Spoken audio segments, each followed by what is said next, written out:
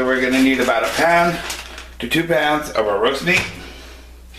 We're going to need beef seasoning bouillon cubes, at least 2 to 3 potatoes, a bag of the mini carrots, some onion. You can use a red onion, a yellow onion, green onions. It's whatever you build the taste for. And our water. Okay, so we have our pots. One's going to be for the meat and the other one's going to be for the vegetables. And we're going to take 2 cubes each and put them in the water for our flavoring. And then we're going to take the meat and put it into a pot. Hopefully. And we're going to put the meat on the stove. No, not in a roaster, not in the oven. We're going to put it on the stove to mid-high, which is between 6 and 7. And then we're going to get our veggies cut and ready. So we have all our stuff chopped up. We're going to put it in our beef flavored water. So we got our carrots. You get the small ones so you don't really got to worry about cutting them up. Just take the bag and put them all in there. Then we're going to take our diced up onion, put that in there. Then we're going to take our potatoes, which I diced up. I'm going to put them in there. And we're going to set this on a burner and we're going to put it to mid-high between 6 or 7 and get it all cooked up and ready to mix together. While you're doing this, if you want a little bit more flavoring, if you want to add some salt or pepper, that's fine. It's whatever you decide. You can add as much as you want and do whatever you like. You don't have to follow exact instructions. This is pretty much you do whatever you want. So if you want to add some salt, I'm going to add a little kosher salt to my meat and to my vegetables. And then I'm going to put some pepper in there. I'm going to let it cook until the vegetables get soft and the meat gets soft. Now make sure as it's bubbling, you stir it around. You don't want anything to stick to the pan. And yes, you can go spoon to spoon because the meat is cooked enough where the bacteria is gone. So you can switch back and forth. Usually if it's raw, you don't want to use it because it's cross-contamination. But since all the bacteria and stuff where it could cause contamination is all cooked out, so we can switch back and forth. If you don't feel it's trusting, then definitely use 2 spoons. It's always about cooking safe.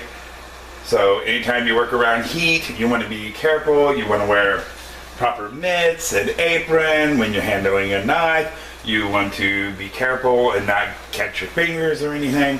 And kids, if you're ever doing this, always have a parent around. Always, always have a parent supervise.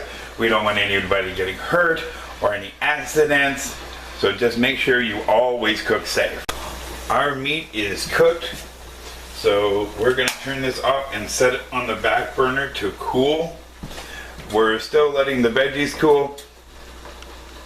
Most time the veggies take a little bit longer than the meat, depending on the meat. Before we started the show, we kind of pre-cooked it so it won't take as long. So usually if you do have raw meat, it'll come out about the same, but it was a little quicker on our part because we pre-cooked the meat so it wouldn't take as much time. So we're still letting the veggies cook and we'll get that all done and mixed up and make some yum yum. Our veggies are being close to getting done. You want to find out, you can always get like a potato and either put a knife, fork, I'm using a toothpick, check how close you are.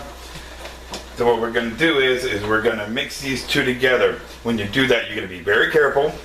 You can either use a strainer or you can dump it in however you want to mix it, but be very careful. You don't want to get burned. So we strained the vegetables out and put it in with our meat because our meat had a little bit more flavoring in the juice and stuff. And if you want a light flavoring, then probably add the meat to the vegetable mix. But if you want that meaty, hearty, then add it to the mix of the meat. So we got that going and we're going to let that warm up until it starts breaking down. And we will have our stewed roast ready to roll. Our stewed roast is all cooked, so we turned off the heat. So we're gonna let it set and cool down, put it in the back burner. We want to take it off the heat, don't want it cooking anymore. And we want it to cool down a little bit, because you don't want to directly just start eating it because you'll burn your mouth. It's still very hot. So let it cool for, 15-20 minutes and serve it up, and you're ready for an amazing meal. And here we go. Here is our stewed roast. Looks so amazing, so delicious. Just taking our stew and our roast and combining them together. It makes an amazing dish. So don't forget to try this one out. Stewed roast.